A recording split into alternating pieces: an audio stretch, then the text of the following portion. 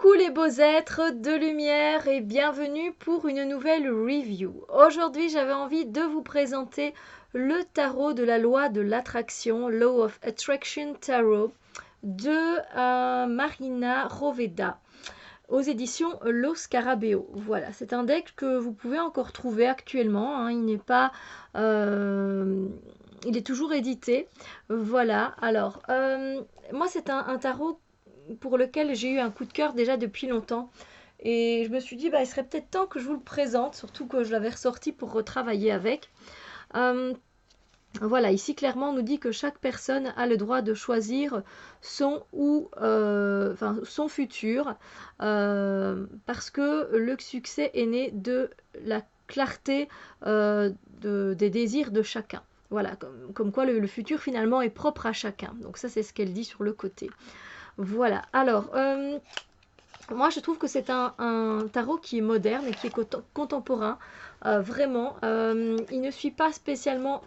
Il est dans la lignée du Rider-Waite-Smith, mais il n'est pas spécialement un clone du Rider-Waite. Il a un peu son propre système, et si vous ne connaissez pas trop les significations des cartes traditionnelles, vous allez être un peu perdu. Si vous choisissez ce tarot-là, en tout cas pour commencer, pour débuter. Donc ce n'est clairement pas un tarot que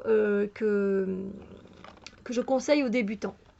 Alors au niveau du petit livret, donc petit livret multilingue, hein, comme vous le savez, en italien, en anglais, en français, en espagnol et en allemand. Voilà, alors, donc, voilà, elle dit que c'est un jeu qui a été créé dans l'intention de vous aider à réaliser vos rêves. Voilà, tout ce que l'homme peut imaginer, il peut le réaliser. Donc on nous parle un peu de la loi de l'attraction. Ensuite, l'identification du désir, le temps, l'énergie et la concentration positive, et permettre que le désir se traduise en réalité. Évidemment, la loi de l'attraction, ça ne se fait pas comme ça. On ne matérialise pas les choses que l'on désire en un claquement de doigts. Hein. Ça comporte plusieurs étapes avant d'obtenir ce que l'on veut, et c'est un peu le message qu'elle nous fait passer donc, dans ce tarot. Et donc voilà, ensuite on a un peu là, donc la signification des cartes, toujours très courte, hein, avec Lo Scarabeo, donc voilà. Le fou, ici, il appelle la confusion. Il ne suffit pas de penser sans agir ou d'agir sans penser. Clarifiez bien quels sont vos rêves. Donc voilà, c'est un peu différent de d'habitude. Voilà, là par exemple, vous avez les deniers, donc vous pouvez voir un peu ce qu'il en est. Donc voilà, genre on a toujours un tirage normalement. Je ne dis pas de bêtises, oui. Hein. Oui, on a un tirage qui est ici, qui est le tirage de la loi de l'attraction. Voilà, donc avec quelques questions.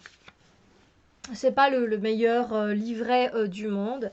Alors, une carte très standard, une taille très standard au niveau des cartes, donc c'est très bien pour moi, j'aime beaucoup. C'est un... Vous pouvez lire du coup aussi en inversé. Oui, c'est une taille qui est Lo Scarabeo, qui est géniale, moi, pour mes mains. Les cartes glissent très bien, elles sont de très bonne qualité. Il n'y a rien à dire au niveau de l'épaisseur. Voilà, c'est du Lo Scarabeo, si vous connaissez, vous connaissez un peu la qualité des cartes. Alors, il n'y a aucune tranche argentée, dorée ou quoi que ce soit, ce qui n'est pas plus mal parce qu'on sait tous que ça s'abîme au fil du temps. Et puis, ben voilà, je vais vous faire rentrer du coup un petit peu dans les images. Voilà, tout simplement. Donc, vous voyez ici, on a le 8 de bâton. Alors, clairement, effectivement, si vous connaissez la signification du 8 de bâton, c'est des choses qui vont vite. Hein, c'est des choses qui arrivent très vite.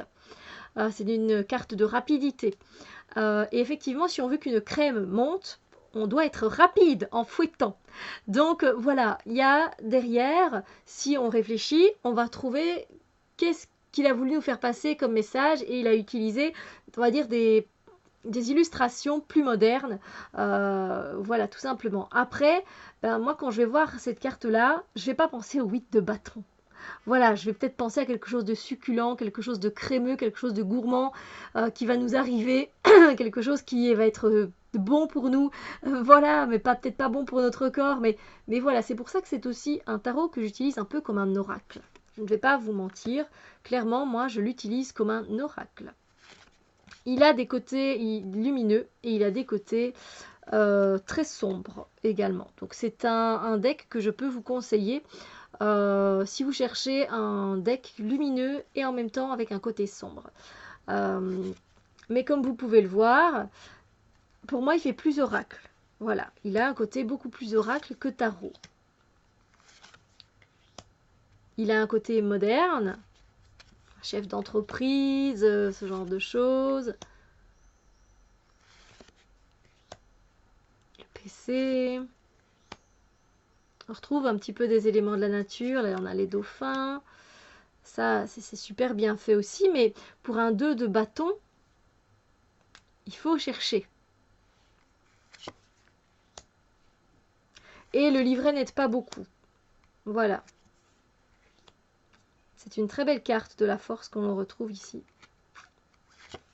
Moi, pour moi, vraiment, je l'aime beaucoup. Mais comme je vous l'ai dit, je ne l'utilise pas comme un tarot.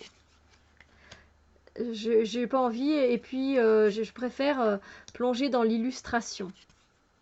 Allez, par exemple, ici, on est un 10 de coupe. C'est vrai qu'elle a l'air plutôt heureuse et on voit l'arc-en-ciel, mais elle a quand même un petit peu un côté pensif. Donc, ouais, et voilà, il y a d'autres choses qui ressortent.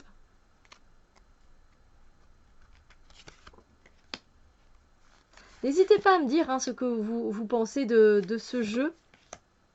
Cartal est sympa. Moi, il y a des cartes que j'aime beaucoup. Et les cartes en même temps sont très simples. Elles ne sont pas compliquées. Il y a peu de choses. C'est pas un jeu qui, au niveau des illustrations, est très encombré. Pas du tout. Pas du tout. Les messages, je veux dire, il n'y a pas plus clair que ce que vous pouvez voir. Après, effectivement, si je vous l'ai dit, si vous voulez lire ce jeu comme un Rider-Waite, il va falloir aller chercher un peu plus loin. Voilà, vous allez devoir travailler un peu plus longtemps si vous voulez travailler à la manière du Rider-Waite. Si vous travaillez plus intuitivement comme moi, ça va être assez facile. Parce que, ben voilà, vous vous plongez dans l'illustration et vous voyez ce qui vous vient en premier comme message et voilà. Il y a quelque chose de très présent. Ça, c'est la carte que j'aime le moins. J'ai l'impression qu'on fait une chasse à l'homme. Alors effectivement, quelque part là derrière, il y a une chasse à l'homme, vu que on voit plutôt un genre de shérif qui va essayer d'attraper un voleur. Mais je sais pas, le côté chasse à l'homme me perturbe un peu. Je ne sais pas vous dire pourquoi, mais voilà. Il est particulier. Je sais qu'il ne pourra pas plaire à tout le monde. Moi, c'est un coup de cœur depuis longtemps. Mais voilà, je sais qu'il ne peut pas être un coup de cœur pour tout le monde. Moi, j'aime son côté contemporain. Comme je vous l'ai dit, il s'associe avec pas mal d'autres jeux. Vous pouvez aussi l'utiliser avec le Gaian Tarot. Il va bien parce que justement, le côté nature du Gaian Tarot et multiculturel va venir appuyer le côté contemporain. Vous pouvez l'utiliser avec plein d'autres decks en fait. Magnifique. La reine de coupe. Elle est belle. Hein. J'aime beaucoup aussi l'ermite.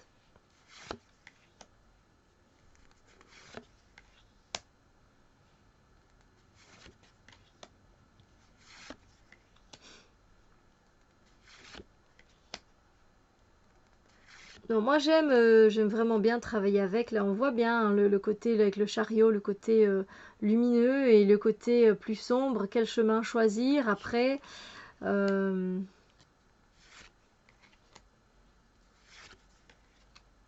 est très belle aussi celle-là, l'étoile. Bon, donc ici on se retrouve avec un œuf de bâton. Il faut quand même aller vachement loin pour essayer de retrouver la signification du rider. La loi est dure, mais c'est la loi. Dur à l'ex, cède l'ex. Si vous regardez Fort Boyard, ils le disent à chaque fois. C'est pour ça que je connais cette expression latine. Donc évidemment, on a la justice. Hein. Non, c'est même pas la justice. Non. Je pensais que c'était la justice parce que ben voilà, la loi est dure, mais c'est la loi. Un côté justicier comme ça, mais non. En fait, on a le pape. Le pape. Voilà, là je serais pas trop d'accord, je suis pas trop d'accord, mais voilà, encore une fois, vous interprétez à votre façon, hein, les cartes. On a tous sa manière d'interpréter les cartes. La carte de la mort est magnifique. Euh, on a tous notre propre manière d'interpréter les cartes et de s'approprier un jeu. Donc, ben voilà. Bon, il y a certaines figures que je n'apprécie pas trop, hein. Par exemple, voilà, ce bonhomme ne me plaît pas tant que ça. Mais voilà. Il y a des choses quand même très très intéressantes, je trouve. Voilà, donc à vous de me dire maintenant ce que vous pensez de ce jeu. Moi, je vous en ai fait la présentation. Je trouve que c'est pas un deck qu'on voit très très souvent en fait. Et c'est pour ça aussi que je me suis dit, ben tiens, pourquoi pas leur présenter un jeu qui passe pas trop non plus, parce que c'est vrai qu'on monte souvent les jeux de dernier cri, j'ai envie de dire. Voilà ceux qui viennent de sortir. Euh, et moi, j'aime bien ressortir mes vieux jeux et travailler avec. Et aussi, ben, vous les présenter parce que peut-être que vous trouverez votre bonheur. Donc voilà. Sur ce, bien moi, je vous souhaite une excellente journée et je vous dis à très bientôt pour d'autres vidéos. Bisous lumière!